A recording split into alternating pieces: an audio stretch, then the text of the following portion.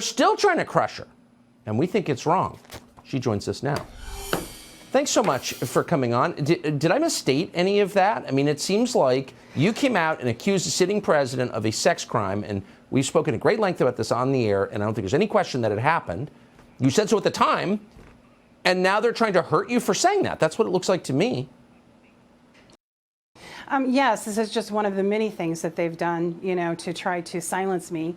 But yeah, the lawsuit that I filed was because on the first story that they did, the New York Times, and they used me as basically a whipping post all of 2020 to try to silence and discredit me.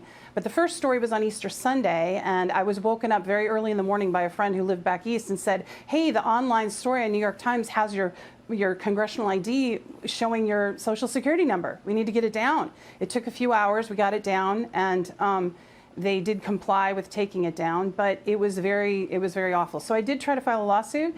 I lost. The judge ruled that it was in the public interest to print it, and I then was slapped with attorney's fees from New York Times, upwards close to over $71,000. So. Yeah. So you were not a rich person, I know, from our conversations. No. So just two quick questions. How is it in the public's interest for the New York Times to publish your social security number of all private things?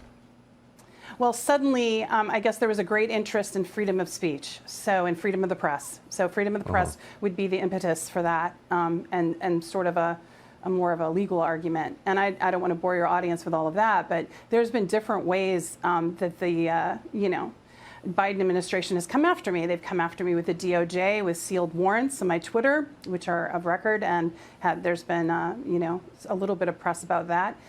They took my, communications on Twitter and all of that. So yeah, it's been, watching Joe Biden take a wrecking ball to I've been experiencing this wrecking ball to my life, but now I've been watching the last couple of years take a wrecking ball to the United States, including, the proxy war that Russia and that NATO and U.S. is fighting against Russia, and upwards of $100 billion going over there when we have dire circumstances here.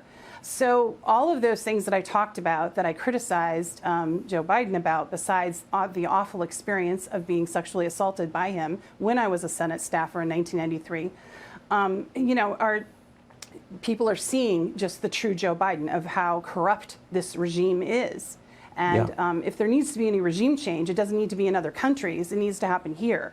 Now, I agree. So, I agree. Yeah. We're seeing how cruel and ruthless they are. And not only they don't believe all women, they will hurt women who disobey. And you're a perfect example. And further, Tucker, the New York Times has become, the legacy media has become like an arm of the Biden administration, like the DOJ and the FBI. I mean, look at what just happened to Matt Taibbi, who testified about, the different ways that they were trying to suppress U.S. citizen speech and using taxpayer money to do it and control the conversation and control the narrative. He got visited by an IRS agent the day of his testimony. So they send the IRS to your house.